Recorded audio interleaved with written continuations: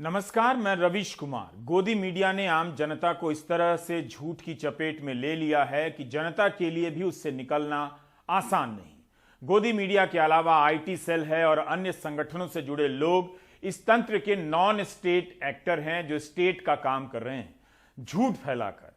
आपने लोकतंत्र की एक सामान्य परिभाषा सुनी होगी, जनता द्वारा, जनता के लिए और जनता का शासन। अब इसे बदल दीजिए, झूठ द्वारा, झूठ के लिए और झूठ का शासन कर सकते हैं। पिछले 2 दिनों से मेरे बारे में अलग अलग नेटवर्क से अफवाह फैलाई गई कि मैंने दिवंगत जनरल बिपिन रावत की पत्नी मधुलिका रावत को लेकर कुछ टिप्पणी की है, जबकि मैंने ऐसी कोई टिप्पणी नहीं की है, ना लिखा है, ना अपने किसी कार्यक्रम में बोला है। अभी जनरल साहब के निधन की पुष्टि भी नहीं हुई थी कि हजारों ऐसे मैसेज तैयार कर दिए गए और अनगिनत अकाउंट से इसे फेसबुक, ट्विटर और व्हाट्सएप यूनिवर्सिटी के जरिए भेजा जाने लगा। हर दिन ऐसे झूठ को फॉरवर्ड करने वाले रिटायर्ड अंकिल लोग भी इसे फॉरवर्ड करने लगे। यह कोशिश किसी के लिए भी खतरनाक हो सकती है। इस झूठ के जरिए किसी के खिलाफ उन्मादी भीड़ पैदा की जाती है और किसी गरीब को उकसा दिया जाता है। अमित चतुर्वेदी नाम के इस अकाउंट से यह झूठ शुरू होता है।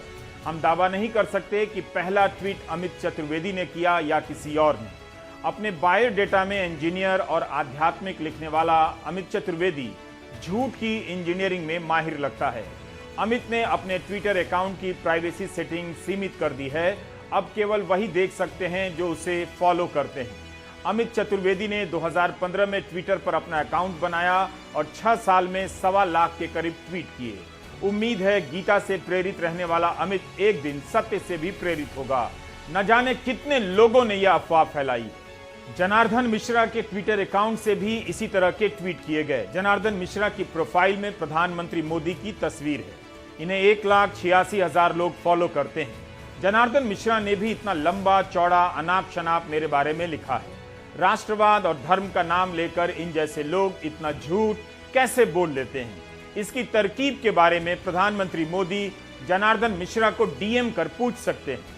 मेरे बारे में इसी तरह का पोस्ट जनार्दन मिश्रा नाम के एक और अलग अकाउंट से किया गया है। इस वाले जनार्दन मिश्रा के साथ मुख्यमंत्री योगी आदित्यनाथ की तस्वीर है। आशीष कौशिक के ट्विटर अकाउंट से भी मेरे बारे में गलत ट्वीट किया गया है। इनकी प्रोफाइल में जेपी नड्डा के साथ इनकी तस्वीर है। आशीष कौशिक को 28,000 लोग फॉलो करते हैं। दूसरी तरफ आशीष सिंह को 789 लोग फॉलो करते हैं। ट्विटर के अकाउंट में आशीष सिंह खुद को पत्रकार, संपादक बताते हैं। इस तरह के कई पोस्ट में मुझे गालियां दी गई हैं और पढ़ने के बाद लोगों ने गालियां दी हैं। मुझे धमकियां आने लगी हैं। बीजेपी को चेक करना चाहिए कि ये लोग पार्टी के नाम का इस्तेमाल क्यों कर रहे हैं। जब मैंने देखा कि कई लोग जेपी नड्डा और योगी आदित्यनाथ की तस्वीर लगाकर ट्वीट कर रहे हैं, तब लगा कि आपके बीच ये बात रखनी चाहिए कि मैंने ऐसी कोई बात नहीं की है जिससे जनरल रावत और उनकी पत्नी मधुलिका रावत का अपमान हो। कहीं नहीं बोला है, कहीं नहीं लिखा है। मेरे खंडन करने के बाद भी ये अफवाह फैलाई गई और आज भी फैलाई जा रही है। गांव-गांव में व्हाट्सएप यूनिवर्सिटी के जरिए पहुंचाई जा चुकी है। ऐसा कर इन लोगों ने राष्ट्रीय शोक की इस घड़ी में अच्छा काम नहीं किया है। खब्बू तिवारी अयोध्या के गोसाईपुर से बीजेपी के विधायक चुने गए। करीब 5 साल तक विधायक रहने के बाद अब इनकी विधायकी रद्द कर दी गई है। खब्बू तिवारी की मार्कशीट जाली पाई गई है। कोर्ट ने इन्हें 5 साल के लिए जेल भेज दिया है। अगर आईटी सेल इस खबर को लेकर वायरल कराए तो बाकी विधायक भी अपनी डिग्री और मार्कशीट चेक करने लगेंगे और उन बड़े लोगों से भी पूछा जाने लगेगा कि आपकी डिग्री कब सामने आएगी। अशोक चंदेल और कुलदीप सिंह सेंगर भी बीजेपी के विधायक थे। हत्या और बलात्कार के मामले में जेल जाने के बाद उनकी विधायकी रद्द कर दी गई। मीडिया रिपोर्ट के अनुसार खब्बू तिवारी पर जीप लूटने का भी एक मामला चल रहा है। आईटी सेल इन खबरों को वायरल नहीं कराएगा और अगर पत्रकार यह खबर करेगा तो उसे निशाना बनाया जाएगा। शायद इसीलिए अमेरिका के राष्ट्रपति जो बाइडेन ने एक बड़ी घोषणा की है। उन्होंने कहा है कि अमेरिका एक ग्लोबल फंड बनाने जा रहा है जिससे मीडिया की आजादी की लड़ाई को सपोर्ट किया जाएगा और खोजी पत्रकारिता करने वालों को मदद दी जाएगी जिन्हें झूठे मुकदमों में फंसा दिया जाता है। And through our USAID, we're going to be standing up a new defamation defense fund for journalists to help protect investigative journalists against nuisance lawsuits, designed to prevent them from doing their work, their vital work around the world. दुनिया भर के देशों के साथ भारत में भी काम करने वाले पत्रकारों पर मुकदमे लादे जा रहे हैं। पत्रकार सिद्दीक कप्पन की कहानी हम कई बार आपको बता चुके हैं, कितने महीनों से वे जेल में हैं। त्रिपुरा में पत्रकारों के साथ क्या हुआ आपने देखा, इन पर यूएपीए लगा दिया गया। अगर सुप्रीम कोर्ट ने गिरफ्तारी से राहत ना दी होती तो ये पत्रकार जेल में होते। जो भी पत्रकारिता कर रहा है उसे सोशल मीडिया के जरिए और प्रशासन के जरिए टारगेट किया जा रहा है। चंद रोज पहले सिलचर के एक पत्रकार अनिर्बन रॉय चौधरी पर राजद्रोह का मुकदमा दायर कर दिया गया। आज सरकार से सवाल करने वाला पत्रकार एक गलती कर दे तो जेल में होगा, लेकिन सोशल मीडिया पर प्रधानमंत्री और मुख्यमंत्री का फोटो लगाकर कोई कितना भी झूठ बोल ले उसका कुछ नहीं होता है। सवाल पूछने की पत्रकारिता क्यों जरूरी है, इसका एक उदाहरण श्रीनिवासन जैन और पूर्व चीफ जस्टिस रंजन गोगोई के इंटरव्यू से दिया जा सकता है। अयोध्या पर फैसला देने के 4 महीने बाद चीफ जस्टिस रिटायर होते हैं, राज्यसभा के सदस्य बन जाते हैं। इसे लेकर कई लोगों ने सवाल भी किए। श्रीनिवासन जैन ने रंजन गोगोई से पूछा कि राज्यसभा में आपकी उपस्थिति 10% भी नहीं है, तो फिर कैसे कह सकते हैं कि आप लोगों की सेवा के लिए राज्यसभा गए हैं। इस सवाल के जवाब में पूर्व चीफ जस्टिस कह रहे हैं कि कोविड के कारण नहीं जा सके, क्योंकि वहां कोविड के दिशा निर्देशों का पालन नहीं होता है। इस पर तो राज्यसभा के सभापति ही जवाब दे सकते हैं। लेकिन यह जवाब भी शानदार है कि जब लगता है कि जाना चाहिए तो जाते हैं, जब लगता है कि नहीं जाना चाहिए तो नहीं जाते हैं। यानी रंजन गोगोई को केवल 6 दिन लगा है कि जाना चाहिए, बाकी दिन नहीं लगा कि जाना चाहिए। I was just looking at the data of your record of attendance in the Rajya Sabha. Wow. Of a total of about 68 sittings Yeah, since you joined, you've only signed the register on 6 days. yeah, correct. So you are, yeah. So I'm saying if the Yeah. idea was to join to Yeah. do public Yeah. service, then This why is- is your this is- attendance record less than 10%? This is what is wrong. You see, you ignore the fact that for 1 or 2 sessions, I had submitted a letter to the House, the chairman Okay. of the House, All right. saying that because of COVID, on medical advice, I am not attending the session. Okay. Right? Do you know that up to a particular point of time, the last session, perhaps it was the before the winter session, All winter right. session, Yes. you could enter the Rajya Sabha only after RT-PCR, Okay. right? And personally, I didn't feel very comfortable going there. And the pandemic is on, and even today, I don't feel very comfortable about going to the Rajya Sabha. Okay, because- so it's a 1 minute, pandemic. 1 minute. Yes. Because those social distancing norms have been enforced, right? They are not being observed, Right. right? The sitting arrangements, I don't find very comfortable. Right. But that's not the point. The point is, I go to the Rajya Sabha when I feel like, when I think there are matters of importance on which I should speak, Okay. right? Have you And- been able to ask any questions? And I am a nominated member, right? Right. I am not governed by any party whip. Sure. So, right. And therefore, whenever the bell rings for party members to come, that doesn't bind me. Okay. I go there at my choice, All right. and I come out at my choice. Okay. I am an independent member of the House. मन करेगा तो जाएंगे, मन नहीं करेगा तो नहीं जाएंगे। मन की बात पर ही सारा देश चल रहा है। कुछ दिन पहले खबर आई कि प्रधानमंत्री बीजेपी के सांसदों से नाराज हैं कि वे सदन की कार्यवाही में हिस्सा नहीं लेते हैं।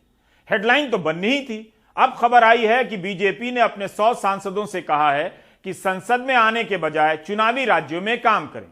हमारे सहयोगी अखिलेश शर्मा ने बताया कि उन्हें छुट्टी दे दी गई है और सोमवार से नहीं आएंगे। इसी तरह 5 साल में 6 लाख भारतीयों को लगा चल भारत की नागरिकता छोड़ देते हैं। उन्होंने छोड़ भी दी। इन 6 लाख भारतीयों को क्या आप एक्स देशभक्त ईडी कहना चाहेंगे या डबल देशभक्त डीडी कहना चाहेंगे? भारत और अमेरिका दोनों की देशभक्ति करने वाले डीडी यानी डबल देशभक्त। कांग्रेस सांसद दिग्विजय सिंह के सवाल के जवाब में 9 दिसंबर को राज्यसभा में सरकार ने बताया है कि पिछले 5 साल में हर साल औसतन 50,000 लोगों ने भारत की नागरिकता छोड़ अमेरिका की नागरिकता ले ली। भारतीयों की नजरें दूसरे विकल्पों पर भी हैं। इस साल 4,000 भारतीयों ने इटली की नागरिकता ले ली है। कनाडा, ऑस्ट्रेलिया, ब्रिटेन की नागरिकता के लिए बड़ी संख्या में भारतीय कतार में हैं। इनमें से कोई ट्विटर का चीफ या अपने इलाके में मेयर बनेगा तो हम दिल खोलकर स्वागत करेंगे और याद भी करेंगे।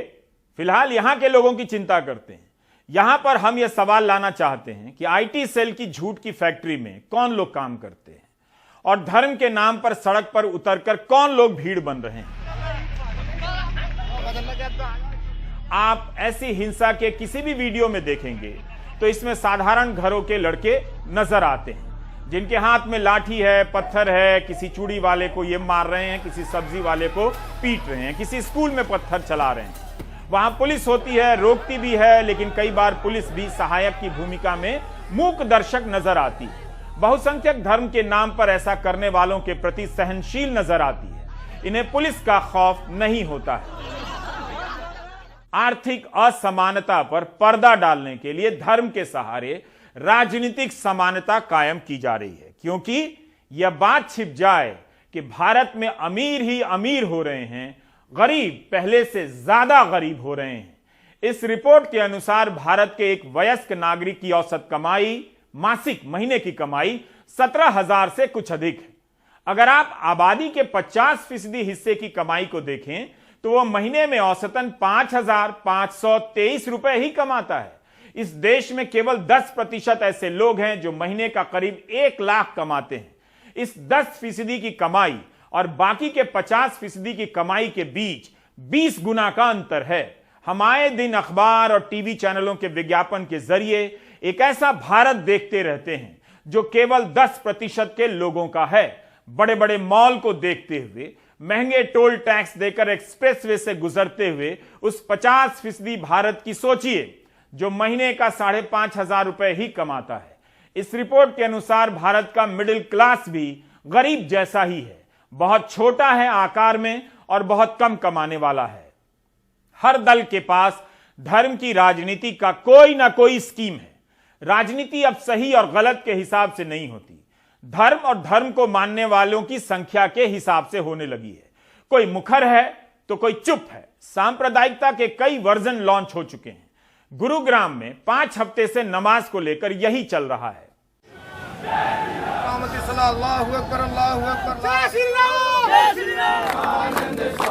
तुम अगर चाहते हो मुल्क की खैर, न किसी हम वतन को समझो गैर, हो मुसलमान उसमें या हिंदू, बौद्ध मजहब हो या हो सिख बंधु, सबको मीठी निगाह से देखो। गुड़गांव में जुमे की नमाज को रोकने का मामला गुरुवार को दिल्ली पहुंचा। सईदा हामिद, अपूर्वानंद, एस.के. प्रजापति, दया सिंह, अदीब और अल्ताफ जैसे सिविल सोसाइटी और गुड़गांव मुस्लिम सोसाइटी के लोगों ने प्रेस कॉन्फ्रेंस की।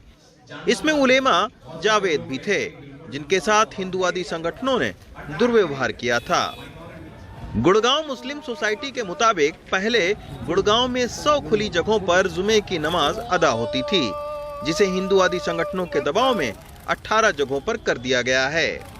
कुछ ही चंद लोग हैं जो कि हर बार आते हैं विरोध करने के। उनको आप लोग पहचानते भी हैं, उनका नाम आप लोगों ने पुलिस को दिया कि भाई इनके खिलाफ आप FIR करो, इनके खिलाफ कार्रवाई करो? जी हाँ, हमने ये राइट विंग ग्रुप्स हैं, ये एक अम्ब्रेला बॉडी है जो मैं वीडियो के द्वारा देखता हूँ कि वहाँ पर वो कहते हैं ये संयुक्त हिंदू राष्ट्र समिति है, जिसके अंदर 22 राइट विंग ग्रुप्स हैं, हिंदुत्व ग्रुप्स हैं जो उसके अंदर आते हैं। कुछ जो फुट सोल्जर्स हैं इनके, जो ग्राउंड में जो आके जिस हमने पिछले हफ्ते भी वीडियो देखा कि एक आदमी किस तरीके से हमारे जो भाई हैं शहजाद, उनके सामने कूद के आए और उन पे हमला सा कर रहे थे। उनके ऊपर कई मुकदमे दायर हैं।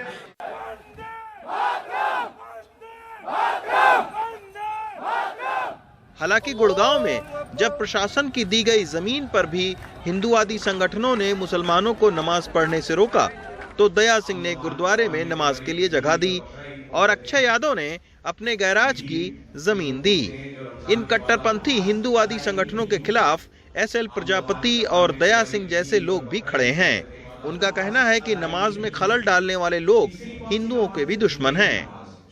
RSS की जो नीतियों से संचालित, चाहे वो राजनीतिक पार्टी हो, चाहे वो सामाजिक संगठन हो, ये उन्हीं लोगों का एजेंडा है और ये वो लोग चला रहे हैं। वो असल में राम के नाम को, हिंदुत्व को, हिंदुत्व है ही बदनाम है, वो हिंदू धर्म को भी बदनाम कर रहे हैं। जैसे एक सूरजपाल अम्मू का बताया, उन्होंने इतना गंद फैलाया है। पहले दिन ही जब उन्होंने ये चीज़ें करी, जो महापंचायत करी थी हिंदुओं की, उसी के बाद ही बीजेपी ने उनको हरियाणा का प्रवक्ता बना दिया। दरअसल गुड़गांव में काम करने वाले बहुत से कामगार मुस्लिम हैं और यहाँ हजारों मुसलमानों के नमाज पढ़ने के लिए केवल 2 मस्जिदें हैं। ऐसी समस्या के चलते ही प्रशासन ने 2018 में 100 जगहें चिन्हित की थी जहां खुले में नमाज पढ़ी जा सकती थी, लेकिन कुछ हिंदुवादी संगठनों ने विरोध करना शुरू किया। 100 से ज़्यादा जगह चिन्हित थी, प्रशासन ने चिन्हित कर रखी थी, लेकिन हिंदुवादी जो संगठन हैं उन्होंने पहले विरोध किया, फिर उसको 37 जगह पर ले आए और अब फिर से जो है वो कह रहे हैं कि 18 जगह पर आप जो है वो नमाज़ पढ़े, जबकि इन लोगों का कहना है कि वो 18 जगह इनको बताई भी नहीं जा रही हैं कि आखिर वो कौन सी जगह हैं। हैरानी इस बात की है कि चंद लोग हर जुमे में विरोध करने पहुंच रहे हैं और पुलिस इनके खिलाफ सख्त कार्रवाई न करके इनको केवल मैदान में आने से रोकती भर दिख रही है। ऐसे में कभी भी धार्मिक सौहार्द बिगड़ सकता है। नई दिल्ली से रवीश रंजन शुक्ला, एनडीटीवी इंडिया। इसी तरह से चर्च और कॉन्वेंट स्कूलों पर हमले होने लगे हैं। मध्य प्रदेश के विदिशा के सेंट जोसेफ स्कूल के कैंपस में लड़के घुस गए। वहां 12वीं की परीक्षा चल रही थी और पत्थर चलाने लगे। उत्तराखंड के रुड़की में 2 महीने हो गए चर्च पर हमले को, आज तक एक भी गिरफ्तारी नहीं हुई। मेहर पांडे की रिपोर्ट बताती है कि इस हमले से संबंधित एफआईआर में जो नाम हैं, कईयों के संबंध बीजेपी से हैं। कोई हम छिपाकर कुछ नहीं कर रहा है। दिल्ली से महज 3 घंटे की दूरी पर उत्तराखंड के रुड़की के इस चर्च में तबाही के निशान अब भी देखे जा सकते हैं। 3 दशक से भी ज्यादा पुराना ये चर्च पादरी DR लांस चलाते थे। कोविड से उनकी मौत हो गई। उनकी पत्नी 65 साल की साधना पॉटर और उनकी 2 छोटी बेटियां तब से इसकी देखभाल कर रही थीं। 3 अक्टूबर सुबह 10 बजे यहाँ भीड़ का हमला हुआ।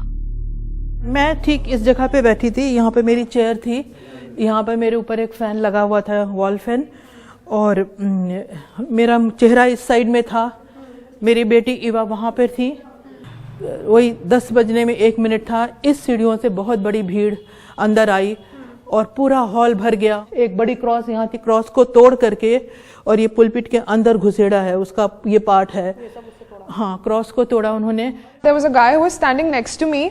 He took this guitar, he smirked at me, he laughed at me, and then he broke it, like he smashed it on the floor, and I think this was also used as a weapon eventually. Look at these mics, right? With mics, and I mean they've broken the mics and they used it as a weapon, and they were punching him and actually kicking him in the chest as well.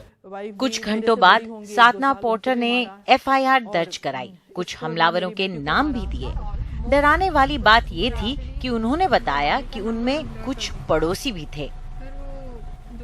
इनमें से कई लोग स्थानीय BJP से जुड़े हुए थे, जैसे सीमा गोयल, जिन पर पॉटर की बेटी ईवा ने भीड़ का नेतृत्व करने का आरोप लगाया। वो बीजेपी महिला मोर्चा से जुड़ी हैं। उत्तराखंड के आने वाले चुनावों के लिए यहाँ प्रचार करती देखी गईं। सीमा गोयल ने कैमरे पर हमसे बात करने से इनकार कर दिया, लेकिन कहा कि वो अफरा तफरी में वहां फंस गई थीं और वे किसी हिंसा में शामिल नहीं थीं। FIR में सागर गोयल का भी नाम है। वो बीजेपी युवा मोर्चा से जुड़े हुए हैं। यहाँ उत्तराखंड के मुख्यमंत्री के साथ भी दिख रहे हैं। जब हमने उनसे मिलने की कोशिश की तो वो अपने घर पर नहीं मिले। FIR में बीजेपी के एक और स्थानीय नेता धीर सिंह का नाम है। वो हिंसा में शामिल होने के आरोप से इनकार करते हैं। ये आरोप अजीत नाम के एक शख्स ने लगाया है जो चर्च जाते रहे हैं। 56 की मेरी उम्र है और मैं मारपीट में कैसे कर सकता हूँ। हाल ही में 2 दिन पहले मैं गंगाराम में अपना इलाज भी करा कर आया था। तो मुझे तो डिस्क की प्रॉब्लम है, मैं तो सीढ़ी भी नहीं चढ़ सकता, जबकि मुझे पता चला कि वहाँ सीढ़ी पर ऊपर जाकर कोई कुछ इस तरह का मुझे सुनने में आया है। लेकिन 2 महीने बाद अब तक एक भी गिरफ्तारी नहीं हुई है। पूछने पर पुलिस बचती नजर आई कि ये जो 2 FIR हैं उनका अभी प्रोग्रेस क्या है। इसमें अभी तक जो विवेचना है वो प्रचलित है और विवेचना के आधार पर जो भी फैक्ट्स आएंगे उसके आधार पर इसमें कार्रवाई की जाएगी। दोनों जो FIR हैं उनमें लोग विजिबल हैं काफी लोकल कम्युनिटी में, तो अभी तक कोई अरेस्ट नहीं हुए हैं। जो साक्ष्य हैं उनको इकट्ठा किया जा रहा है, उसके आधार पर जो फैक्ट्स आएंगे उसके आधार पर कार्रवाई की जाएगी। तो सर सीसीटीवी फुटेज के बारे में मुझे पूछना था कि ये जो बाहर अंदर का तो कुछ आपको फुटेज मिला नहीं होगा, बाहर का कहाँ से आया है और इसमें क्या दिख रहा है? मैडम ये सभी विवेचना का विषय है। कुछ लोग कह रहे हैं अभी देर लगी है अरेस्ट होने में क्योंकि बीजेपी के काफ़ी कार्यकर्ता इसमें इन्वॉल्व हैं और अभी सरकार उनकी है, तो थोड़ा दबाव डाला जा रहा है इस इन्वेस्टिगेशन पर। नहीं मैडम, ऐसा दबाव या ऐसी कोई बात नहीं है। इस मामले में जो विवेचना है वो विवेचना प्रचलित है। इस बारे में अभी इस लेवल पे कभी कोई कमेंट नहीं कर सकता। पुलिस की निष्क्रियता से राजनीतिक दबाव का सवाल उठ रहा है। अगले साल के शुरू में उत्तराखंड में चुनाव होने हैं। सत्तारूढ़ बीजेपी तथाकथित अवैध धर्मांतरण को मुद्दा बना रही है। उसने 2018 में धर्मांतरण विरोधी कानून पास कराया है। 24 घंटे बीत जाने के बाद इस परिवार पर एक एफआईआर दर्ज किया गया। 5 लोग सोनम, राहुल, कविता, मोहित और सरिता ने कहा कि गाली गलौज और पैसे का लालच देकर के धर्म परिवर्तन करवाने की कोशिश की गई, लेकिन ये परिवार कहते हैं कि ये इन लोगों को जानते ही नहीं। चर्च के खिलाफ जवाबी एफआईआर। सोनम और दूसरे लोग दावा कर रहे हैं कि उन्हें धर्मांतरण के लिए लाखों रुपए की पेशकश की गई। जब उन्होंने मना किया, चर्च के लोगों ने उन्हें पीटा। साधना पोर्टर इन आरोपों को गलत बताती हैं। मेरा खर्चा मेरी पेंशन से चलता है, मेरी बड़ी बेटी सॉफ्टवेयर इंजीनियर है और ऐसे करके हमारे पास कोई पैसा नहीं है ना। ये बिल्कुल झूठ है। यही नहीं, अवैध धर्मांतरण का आरोप लगाने वालों की बातों में बहुत सारे अंतर्विरोध हैं। जैसे एक बयान सोनम ने एफआईआर में लिखा, सुबह 8 बजे राहुल, मोहित और अन्य लोगों के साथ चर्च पहुंची। उससे धर्मांतरण को कहा गया। 8:30 और 9 के बीच निकलने की कोशिश की पर उन पर हमला हुआ। दूसरा बयान राहुल का है, जिन्होंने एनडीटीवी से कहा कि चर्च सुबह 11:30 बजे पहुंचा। चर्च जाने वालों ने बदसलूकी भी की। तीसरा बयान मोहित का है, जो उन्होंने एनडीटीवी से बातचीत के दौरान दिया है। उन्होंने कहा कि सुबह 10:30 से 11 बजे के बीच वो वहां पहुंचे। शिकायतकर्ताओं के बयान आपस में मेल नहीं खाते। एक तरफ पुलिस का कहना है कि अटैक सुबह 10 बजे शुरू हुआ और 10:30 बजे तक खत्म हो गया था, लेकिन कुछ शिकायतकर्ता कहते हैं कि वो चर्च सिर्फ 11 बजे तक पहुंचे, मतलब अटैक खत्म हो जाने के बाद। और तीसरी ओर उन्होंने अपने एफआईआर में कहा कि वो सुबह 8 बजे पहुंचे हैं। सीसीटीवी फुटेज में ये सही तथ्य जानने में मदद मिल सकती थी, लेकिन साधना बताती है कि भीड़ ने सीसीटीवी कैमरे तोड़ डाले और हार्ड डिस्क ले गए जिसमें फुटेज थी, जैसे ये सब एक योजना का हिस्सा था। और सबसे पहले उन्होंने यहाँ पर कैमरे थे, उनको तोड़ा। डीवीआर उस अलमारी के अंदर था, उन्होंने अलमारी पूरी तोड़ दी, डीवीआर निकाल लिया। एक बैग लेके आए थे डीवीआर उसमें भर करके, और वो भाग गया जो लड़का था। आज साधना पोर्टर पुलिस संरक्षण में रह रही हैं। अभी हम बहुत वरीड हैं, चिंतित हैं, और मैंने परमेश्वर पर अपनी लाइफ उसके हाथ में दे दी है। हमें नहीं पता कि क्या कर लेंगी ये। मतलब हम रात में, अभी पुलिस प्रोटेक्शन है, लेकिन अभी तो बहुत थोड़ा समय है, कब क्या कर देंगे तो मुझे नहीं मालूम। दुनिया है, जिंदगी है, हमें नहीं मालूम कि कब तक कौन जिंदा है इस दुनिया में। लेकिन वो क्या चाहती हैं? उनका कहना है सिर्फ इंसाफ। सुशील राठी के साथ मेहर पांडे की रिपोर्ट। धर्म की राजनीति के नए नए संस्करण अभी और लॉन्च होने वाले हैं।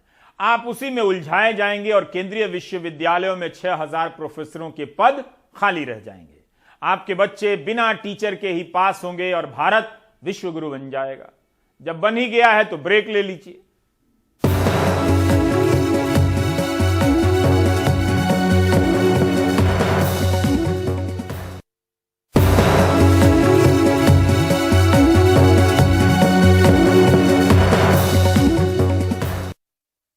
स्वास्थ्य जैसे विषयों पर जनता की ही दिलचस्पी नहीं है, वरना लोग जोरदार सवाल करते सरकार से। अमर उजाला के आशुतोष यादव की खबर है कि गाजियाबाद में 20 दिनों के भीतर 1000 लोगों को हार्ट अटैक आया। ये सभी प्राइवेट अस्पताल इसलिए गए क्योंकि सरकारी अस्पताल में कई महीनों से हार्ट का डॉक्टर नहीं है। इसके बाद हमने कानपुर जिले की स्वास्थ्य से जुड़ी कुछ खबरों को ढूंढना शुरू किया जो अमर उजाला में छपी हैं। 26 नवंबर की खबर है कि जब अतिरिक्त निदेशक स्वास्थ्य ने जिला अस्पताल का दौरा किया तो 19 में से 16 डॉक्टर नदारद थे, ड्यूटी पर ही नहीं मिले। 30 नवंबर की खबर है कि जिला अस्पताल के पोषण पुनर्वास केंद्र एनआरसी में मरीजों को दाल के नाम पर हल्दी डालकर गर्म पानी दिया जा रहा है। 22 नवंबर की खबर है कि जिला अस्पताल में मृतक को 1.5 घंटे तक ग्लूकोज चढ़ता रहा, स्टाफ नर्स की लापरवाही थी। 12 नवंबर की खबर है कि अधूरी व्यवस्थाओं के बीच 2 महीने के बाद सामान्य ऑपरेशन शुरू हुआ। इतने दिनों से ऑक्सीजन ट्रॉली खराब होने के कारण ऑपरेशन बंद था। मरीजों को दलालों के माध्यम से निजी अस्पतालों में भेजा जा रहा था। इसी तरह कई खबरें आपके स्क्रीन पर तैर रही हैं जो कानपुर से संबंधित हैं और अमर उजाला में छपी हैं। जाहिर है यहां आने वाले मरीजों को काफी तनाव का सामना करना पड़ता होगा। इस अस्पताल में एक ऐसा तंत्र विकसित हो चुका होगा जो इन तमाम अव्यवस्थाओं के बीच फल फूल रहा होगा।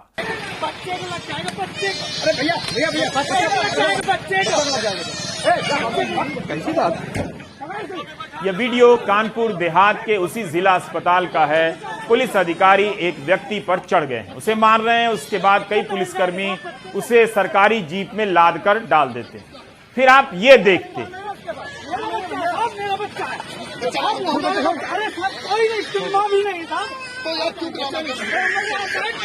इंस्पेक्टर विनोद कुमार मिश्रा गुस्से से बेकाबू हो गए। बच्चे के पिता बार बार कह रहे हैं लाठी मत मारिए, बच्चे को चोट लग सकती है। जिस लाठी के वार को देखकर आपकी रूह कांप रही है, उसके बारे में आधिकारिक बयान में पुलिस ने हल्का बल प्रयोग लिखा है। पुलिस का कहना है कुछ लोग ओपीडी बंद कराकर मरीजों को डरा रहे थे। एक ने दांत से इंस्पेक्टर का हाथ काट लिया। क्या ऐसा करने वाला वही व्यक्ति है जिसकी गोद में बच्चा है और पुलिस जिसे मार रही है? यह बयान से साफ नहीं हुआ। इंस्पेक्टर विनोद मिश्रा निलंबित कर दिए गए हैं।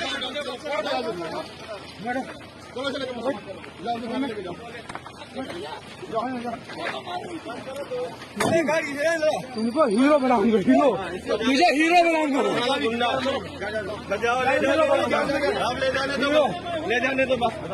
आप देख रहे थे प्राइम टाइम। नमस्कार।